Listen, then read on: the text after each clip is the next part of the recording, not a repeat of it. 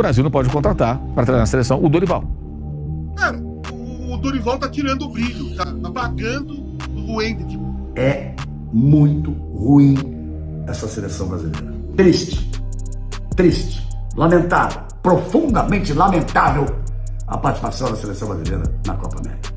Daqui a 2 anos, essas mesmas pessoas que estão falando demais e desnecessariamente, sem preocupação nenhuma, sem responsabilidade nenhuma, terão que engolir novamente uma grande conquista da nossa seleção.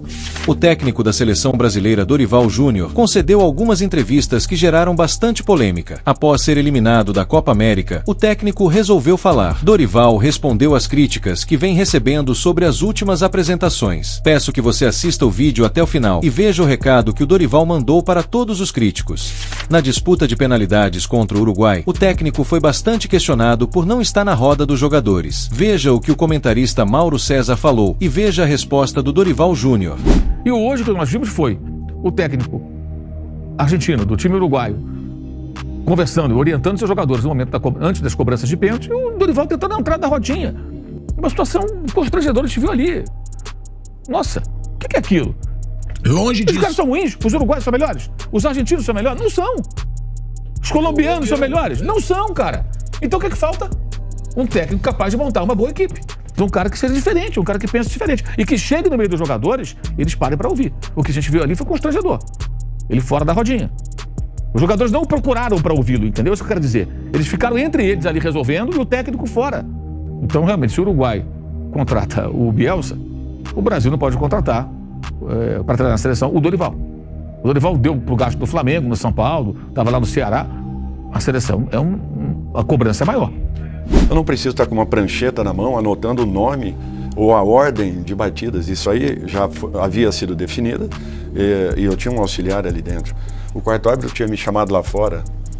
Eu fui até ele porque ele queria saber, antes da equipe entrar lá dentro para campo, quem seria o jogador que ficaria fora das cobranças, porque ele não poderia entrar juntamente com o grupo. Nós tínhamos, até porque eles tiveram um jogador expulso, e nós teríamos que ter um corte também anterior ao início das batidas.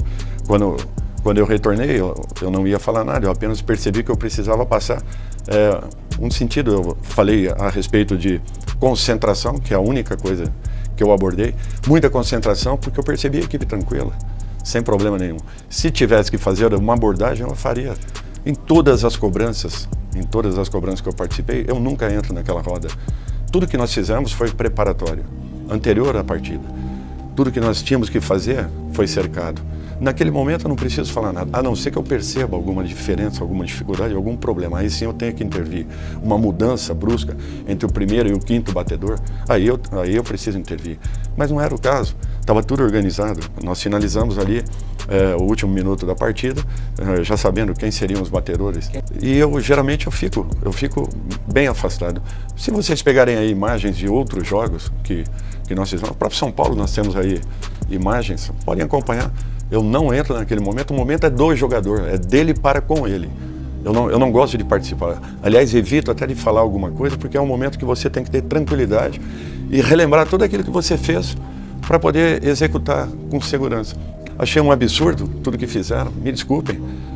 Em momento nenhum me questionaram a respeito de uma maneira mais direta. Eu nem sabia que aquele assunto, por uma foto, interpretaram de tal forma que parecia aquilo uma coisa absurda do outro mundo. Então eu preciso estar com uma prancheta na mão, anotando os nomes, para passar ali um sentido de coordenação, de organização, em cima de um grupo de trabalhos. Olha, me desculpem, mas foi um absurdo tudo que fizeram, as polêmicas geradas em torno de uma simples foto. Interpretarem fotos sem que se questione o profissional a respeito da situação, me desculpe, uma leviandade completa, e aqueles que emitiram opinião deveriam pensar muito para falar a respeito de um profissional. Se não existe um respeito nesse sentido, que pelo menos me vejam como pai de família, profissional acima de tudo, que procura respeitar a tudo e a todos, e eu tenho certeza que nesse momento, aqueles que se dizem não me respeitaram de forma nenhuma. Eu lamento pela situação, chateado, mas é uma situação passageira na vida de um profissional que já viveu muitos e muitos casos e fatos. Outra cobrança feita pela imprensa foi justamente da utilização do atacante Endrick como titular. Muitos queriam ver o trio de ataque composto por Endrick, Rodrigo e Vinícius Júnior. Veja o que o comentarista Casagrande falou sobre o caso e veja a resposta do Dorival Júnior. E em relação ao Endrick, ele falou 2 entrevistas atrás, tem que ter paciência com o Endrick, mas agora ele não tá tendo paciência, ele tá murchando o brilho do Endrick, cara. O Endrick chegou na Copa América com brilho, né? Porque fez gols lá contra a Inglaterra, fez gol contra a Espanha, fez gol na vitória contra o México também, não fez? Fez o gol da vitória, aí o garoto vem pra Copa América e não joga, entra 5 minutos, cara. Ele tá murchando o brilho do cara. O cara chega com... Quem chegou com mais moral nessa Copa América de todos os jogadores foram o Vinícius Júnior, né, cogitado a ganhar a bola de ouro, o Rodrigo também, porque ganharam a Champions, foi campeão espanhol, e o Endrick. Foram os 3 jogadores que todo mundo que tá lá assistindo a Copa América, ou transmitindo, tava querendo ver jogar. Os únicos 3 jogadores da seleção brasileira que chegaram com brilho. Cara, o Dorival tá tirando o brilho, tá apagando o Endrick pra chegar. Endrick participou de todos os jogos. Era o primeiro a entrar, Sempre. naturalmente, né? Exceto, acho que contra a Colômbia, se não me engano, que o Ederson entrou antes. Exatamente. Mas sempre foi um dos primeiros a entrar, um jogador que vem sendo e vem se conduzindo de uma maneira muito interessante, vem evoluindo, vem crescendo, vem adquirindo uma cancha importante e necessária. No Brasil, da mesma forma como se pede, se descarta. Por isso que eu acho que eu trabalhei ao longo de todos esses 20 anos como profissional com muitos garotos, muitos mesmo.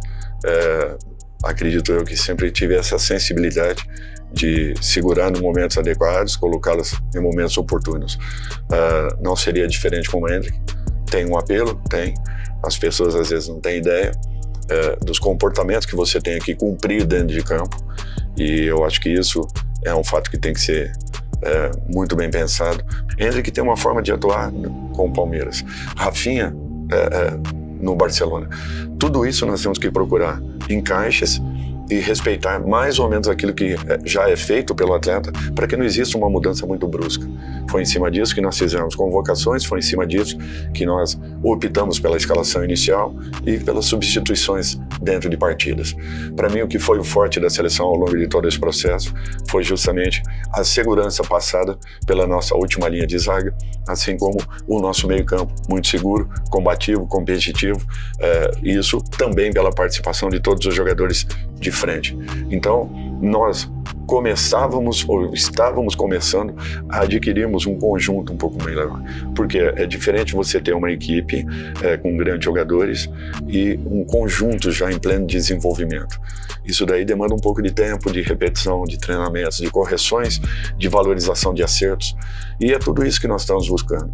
Essa paciência com o Endrick, da mesma forma observando esses demais garotos que estão despontando no nosso país, fazem com que daqui a pouco, se Deus quiser, daqui a 2 anos, nós possamos ter uma equipe muito mais próxima, muito mais junta, muito mais organizada, em condições desses meninos poderem desenvolver o seu melhor. Eu acho que esse é o tipo de trabalho, esse é o critério que nós tentamos adotar para que tudo possa acontecer da melhor forma, logicamente respeitando as individualidades de cada um. Todo mundo quer ver, a todo momento, um grande jogador em campo. Mas nós que estamos no dia a dia, a gente tem que ter um pouquinho de paciência sempre. Nem sempre é entendida dessa forma, mas nós estamos ali dentro, para isso. Tomadas de decisões e posições que são importantes. Outra cobrança feita pelos torcedores e pela imprensa foi justamente sobre o desempenho da seleção. Um comentarista que criticou bastante esse desempenho foi justamente o Galvão Bueno. Veja o que Galvão falou e veja o que Dorival falou sobre o desempenho da seleção. Porque o Brasil não mostrou um futebol digno à altura da seleção brasileira em nenhuma apresentação, nem na vitória de 4-1 em cima do Paraguai. Lá o Vini Júnior fez um primeiro tempo monumental e o time Paraguai dos 4 gols entregou pelo menos 2. Deu 2 ali, dentro da pequena área de bola. Eles tinham a posse de bola e deram os gols por ali. Foram 4 jogos, 3 empates e uma única vitória contra o Paraguai. Então, a verdade é a seguinte: Essa Copa América faz parte da pior fase da história da seleção brasileira. O ano de 2023 foi uma vergonha. O Brasil está em 6º lugar nas eliminatórias para a Copa do Mundo, que recomeçam em setembro.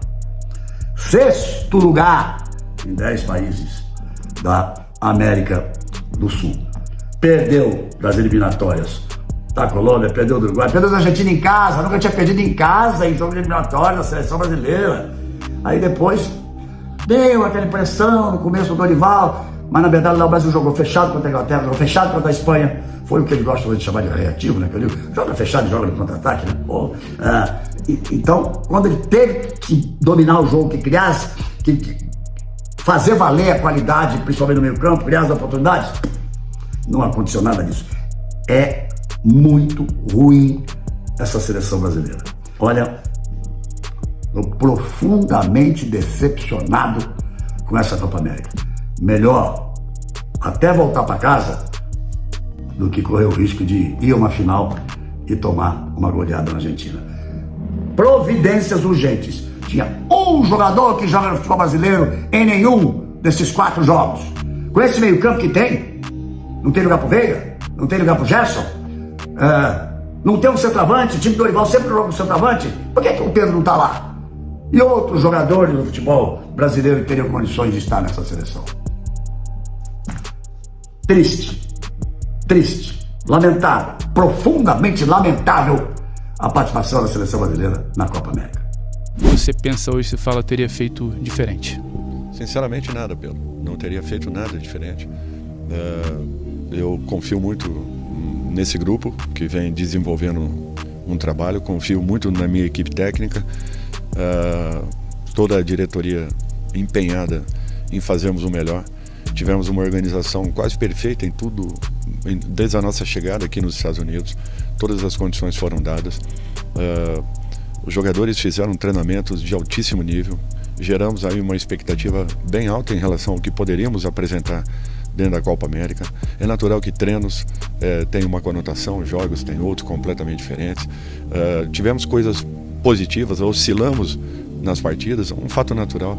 Não podemos nos esquecer, é uma equipe sendo formada, é uma equipe que vive um momento completamente diferente das demais que nós atuamos, já com trabalhos um pouco mais longos. Isso daí é uma justificativa? Não, de forma alguma, mas é uma realidade. O futebol está muito igual, nós temos visto aí e acompanhado os resultados tanto de Copa América quanto de Eurocopa, onde as surpresas, né, já não existem mais, são realidades. Dentro do nosso continente, a nossa colocação na própria tabela de classificação da Copa do Mundo, ela é preocupante. Então foi um momento difícil, porém nós saímos de uma Copa América com uma equipe já vivendo uma outra situação, começando a se conhecer um pouco mais como grupo, começando a entender o significado do que é. Nós finalizamos essa última partida com um garoto de 17 e um garoto de 19 jogando juntos.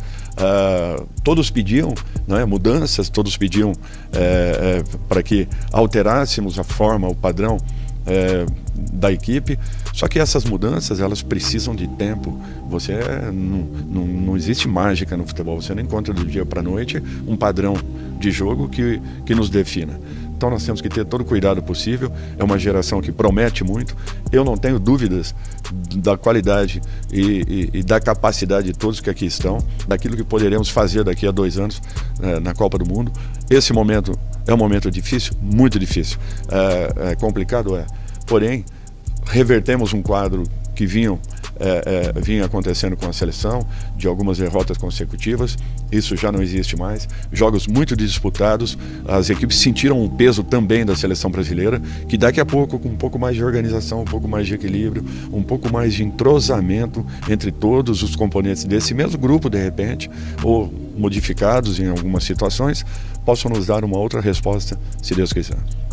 Para encerrar o vídeo, veja o recado que o Dorival mandou para os críticos do seu trabalho. A seleção brasileira de hoje, ela vem muito mais forte do que há alguns meses atrás. E ela será ainda mais forte aí na frente. Daqui a 2 anos, essas mesmas pessoas que estão falando demais e desnecessariamente, sem preocupação nenhuma, sem responsabilidade nenhuma, talvez terão que engolir novamente uma grande conquista da nossa seleção. Tenham calma, paciência e acompanhem o desenvolvimento de um trabalho. Aqui as pessoas estão trabalhando com muita seriedade, um compromisso com a nossa seleção. Podem ter certeza que o povo brasileiro não irá se decepcionar. Isso eu garanto. Eu assumo aqui a responsabilidade de estar no comando de tudo isso. E graças a Deus eu me preparei muito para um momento como esse. Queria talvez ter entregue já nessa Copa América algo melhor, muito. Mas entendo que tudo é um processo. Respeito tudo aquilo que se fala, mas tenham cuidado para falar a respeito da seleção, porque talvez se decepcionem aí na frente e percebam novamente que erraram. Vocês ainda vão ver essa matéria, eu faço questão que vocês apresentem em público, para verem as incoerências que acontecem ao longo de tempos em tempos.